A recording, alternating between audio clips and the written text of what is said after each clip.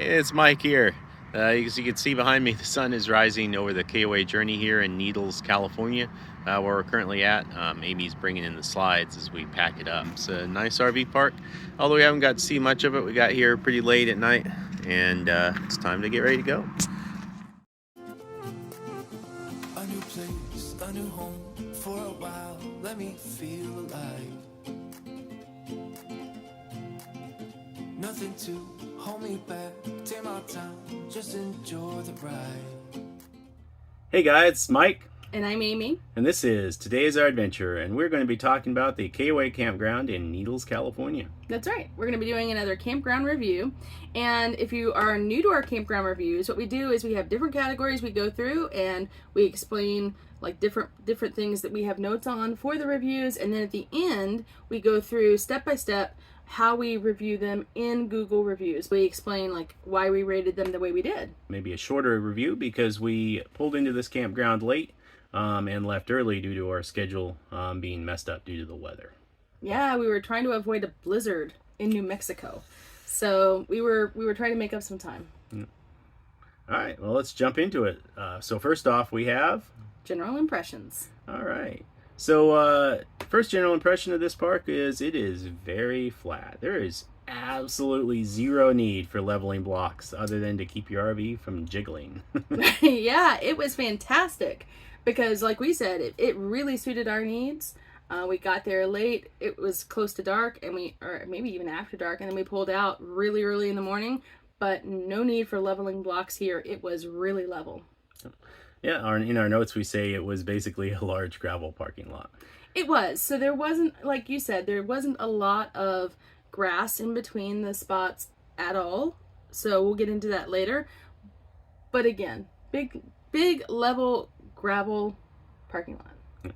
They did spend quite a great deal of effort adding a few trees here and there and plants that were more of the desert style plants of Southern California. So they did. It wasn't not pretty. It was the prettiest level gravel parking lot I've ever seen, I think. Yeah. We really liked it. So we don't mean that in a negative way. We just mean that we didn't have to worry about leveling blocks. That's right. Only downside was there was puddles here and there because of the fact that it did rain recently and drainage is probably fairly bad. So I don't know what it'd be like in the rainy season, but yeah, you know, it was nice and level, so we didn't have to level our RV. So also just a quick note, we were there in the early January time frame, and the cost for us, because we do take this into consideration, was $37 for our night. Again, we try to keep it more in that range, so that was like perfect range for us, and because of that, we're not going to grade it as harshly as we would one that's say $60 or $100. So keep that in mind. Campsite. So as we already said, very level, gravel everywhere. So it was a little undefined where the actual campsite was, but there was plenty of room. Didn't have to worry about making wide turns. Didn't have to worry about how to get into our spot or out of our spot. It was pretty easy and straightforward. Yeah. It was actually, I'd say, a little bit of a challenge to pull into the site because you couldn't really tell. It's hard to find. It was really hard to tell where it was. Which the site was. Yeah. So they're definitely plenty wide. I mean, you get parked next to the number somewhere, you're good to go. And you'll have plenty of room to put your slides out. So they had 30 and 50 amp, but our site was only 30 amp. Do you mean a 50? Yes, they have 50 amp, so hashtag 50. But our site was only 30.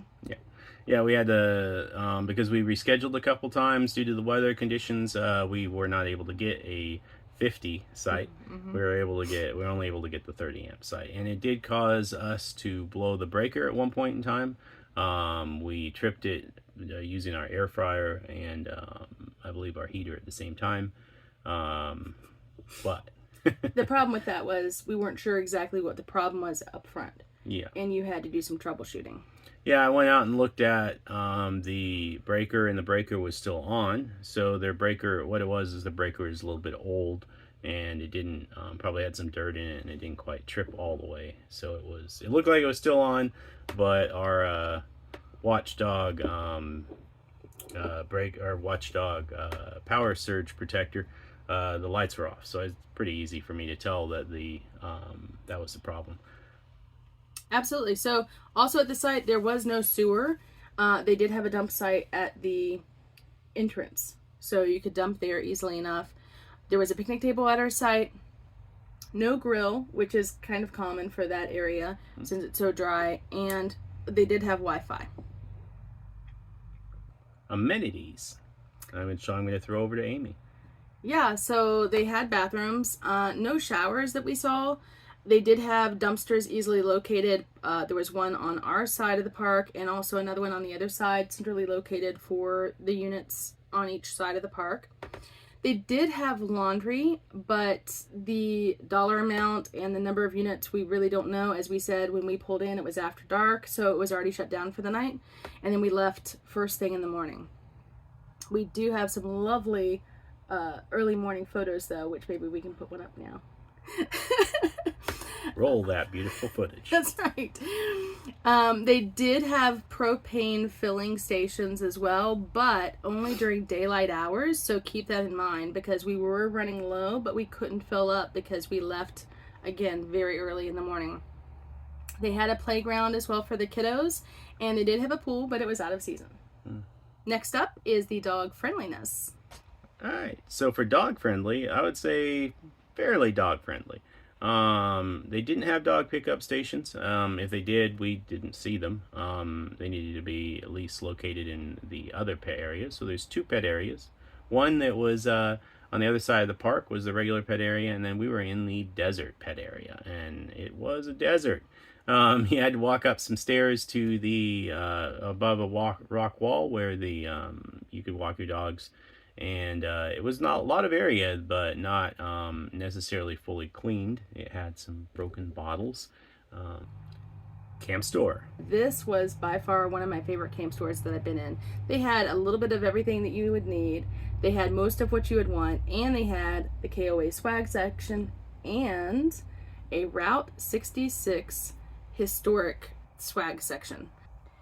They had all the necessities for foods. They had snacks. They had a refrigerator with alcohol and ice cream for sale. They had some warm weather gear in case you needed it and you were traveling through. They had a section for RV items, including minor repairs. They had a section with bolts, water clamps, electric wire, etc. And my personal favorite, they had local foods, including jams and relishes for sale. They also had a DVD library where you could borrow things as well. Next up, camp staff interactions. So the camp staff here at the Needles KOA were very friendly. They helped us out with booking, given that we had to reschedule several times because of our mechanical and weather issues. And they were always very pleasant, kind, and worked with us to get us the best deal. So we're going to go over our rating system. If you are new to our channel and how we rate the different campgrounds, we're going to put that up right now for you. We use a metrics and we take notes on usually our travel day right after we leave so that we make sure that we are keeping it as real as possible for you. Now, if you feel like we're being too harsh, please let us know in the comments. All we know is our own experiences, and we're always like learning and growing and changing as we go. But we wanted to make sure that we could be as fair as possible. So if we're being harsh, we're being harsh across the board. So the first category with Google reviews is the room. We use that as the campsite since we don't have a room. And we gave that a 4. A 4 because, as we said, it was level, it was clean. It did have full hookups, even though we didn't have full hookups. It did not have grass between the sites, but it did have plenty of room between the sites. And we felt like that they really tried to make the most of what they had at the campsite to try to make it aesthetically pleasing. Yep. Okay. Next up is service. And for service, we gave them a 5. A 5 because they really were helpful. And, as I said, we had to call them multiple times. So they were very helpful to not only help us get the dates changed, but also to get the most bang for our buck money-wise. Yep. All right, next up is location. And for location, what did we give them? We gave them a 3. Unfortunately, they were very close to the interstate, but the actual drive to get there was kind of windy, twisty, turny. It took about 2 miles to get there, and it was a little hard to find. But because they were so close to the interstate, there was the road noise. So you had the road noise. We also did hear some train noise inside the RV, which would potentially wake up a light sleeper. So you could actually hear road noise from inside the RV as well as train noise. And that's why we gave them a 3. Overall, we gave them a 4. I really like this campground. Like I said before, it was very flat. It was pull-through sites, so easy to get into, easy to set up for overnight. And they really did the best they could, I felt like, to make it a fun and enjoyable and pleasant-looking campground, given the fact that they're in the middle of a desert. And the views, you really can't beat those views. Can't beat the landscape around there. Yeah. So if you get an opportunity, or if you've been to this campground before, please leave your comments below. Let us know what you think. If you feel like that we're way off base or we really missed something, let us know that as well. We would love to hear your experience. And don't forget to like and subscribe and hit the notification bell so you can see our next video. yeah, thanks for joining us, guys. Bye for now.